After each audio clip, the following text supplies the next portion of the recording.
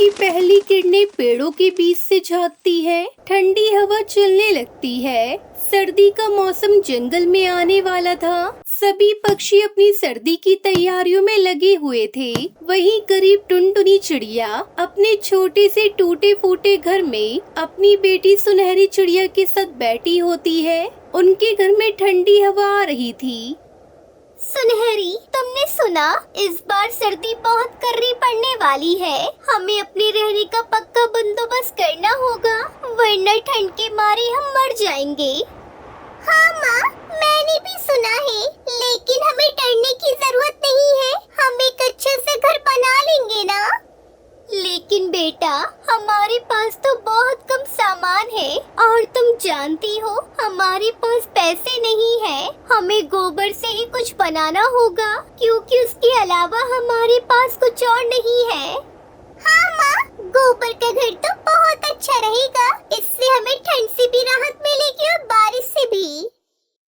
सुनो दोस्तों, जब तक टुनटुनी चिड़िया अपनी परेशानी का हल ढूंढ रही है, तब तक आप हमारे इस वीडियो को लाइक और चैनल को सब्सक्राइब कर दो। फिर टुनटुनी और सुनहरी मिलकर गोबर इकट्ठा करने निकलती है। रास्ते में वो दूसरे पक्षियों से मिलती है। अरे टुनटुनी, तुम गोबर से घर बना रही हो, क्या ये अच्छा होगा? हाँ, ये सबसे अच्छा तरीका है। हम इसे अपने तरीके से बनाएंगे और ये घर गर्म रहेगा, क्योंकि गोबर में गर्मी होती है। ये हमें सर्दी से भी बचाएगा। ठीक है, लेकिन क्या तुम दोनों के लिए कर पाओगी? हम साथ में हैं तो कोई भी काम मुश्किल नहीं है। फिर टुनटुनी चिड़िया सुनहरी चिड़िया घर बनाने के लिए गोबर को अच्छी तरह से गूंथती है। माँ देखो, हमने कितना गोबर इकट्ठा किया है। हाँ बेटा, अब हम इससे अपने घर की दीवारों के लिए इस्तेमाल करेंगे।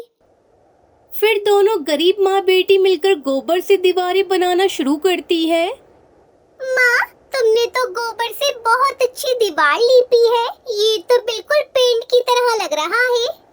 हाँ बेटा, और तुम्हारी मेहनत भी अद्भुत है सुनहरी।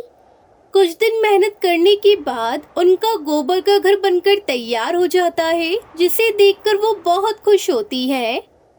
माँ देखो, हमारा घर कितना सुंदर है। हाँ, ये सच में शानदार है। अब हम ठंड से सुरक्षित रहेंगे। हमारा गोबर का घर बहुत ही सुंदर लग रहा है। इसमें हम आराम से रह सकते हैं। वो दोनों घर के अंदर जाकर आराम करती है। माँ, अब सर्दी का कोई डर नहीं। बिल्कुल, जब हम मेहनत करते हैं तो हमेशा फल मिलता है। सर्दी की पहली रात आती है। ठंडी हवाएं चल रही थी। टुनटुनी और सुनहरी अपने गोबर के घर में सुरक्षित बैठी थी। माँ, बाहर कितना ठंडा है। हम कितने खुशकिस्मत है कि हमारा गोबर का घर है, वो भी ऐसा जो हमें गर्माहट दे रहा है।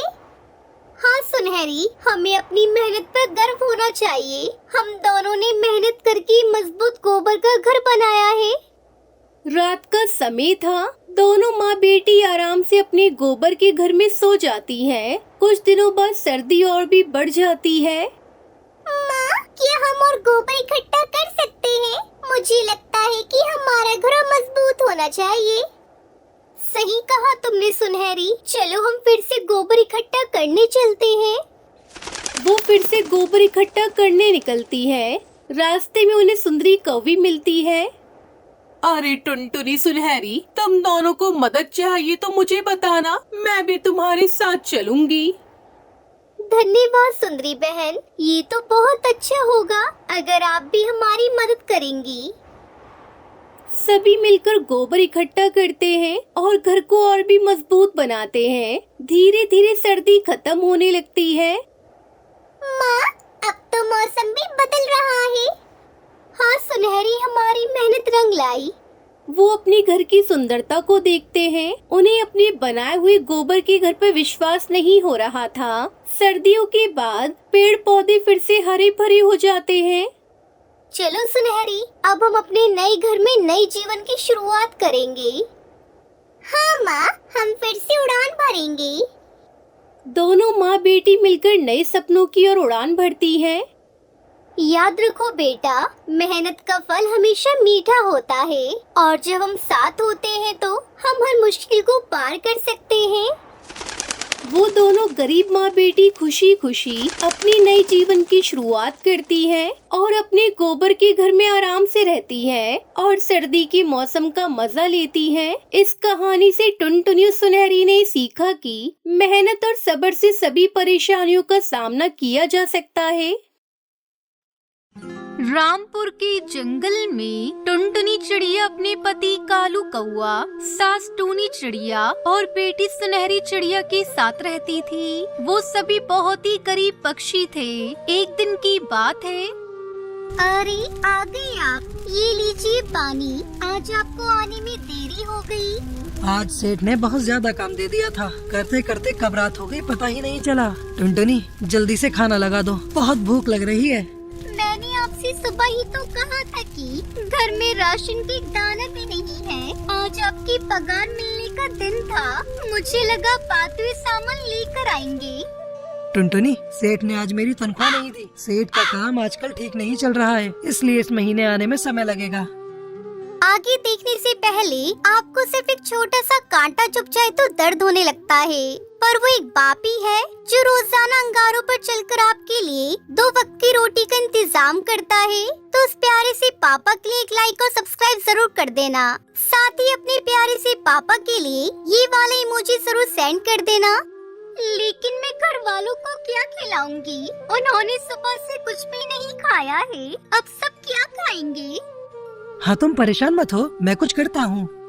इतना बोलकर कालू कौआ अपने परिवार के लिए खाने का सामान लेने के लिए चला जाता है, लेकिन उसके पास सिर्फ 20 रुपए ही होते हैं, जिस वजह से वो 20 रुपए के 2 पराठे ले आता है। उन 2 पराठों को ही पूरा परिवार मिल बांट कर खाता है। कालू को एक सेठ के यहाँ लकड़ी काटने की मजदूरी करता था, जिस वजह से उसकी तनख्वाह बहुत कम होती थी और कम तनख्वाह होने की वजह से घर को चलाने में काफी परेशानी होती है। माँ, मैं कब से कह रही हूँ कि घर की छत ठीक करवा दो, कुछ दिनों में बरसात का मौसम शुरू हो जाएगा।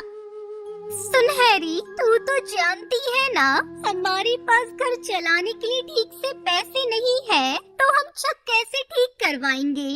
जब बारिश का मौसम शुरू हो जाएगा तो छत के नीचे बर्तन रख देना, जो भी पानी होगा इस बर्तन में आ जाएगा और घर में नहीं फैलेगा। देखते देखते बरसात का मौसम शुरू हो जाता है। शुरू में तो कालू कोई के परिवार को कुछ ज्यादा परेशानी नहीं होती, लेकिन जैसे जैसे समय बीतता है बारिश तेज होने लगती है, जिससे सारे परिवार को काफी परेशानी का सामना करना पड़ता है।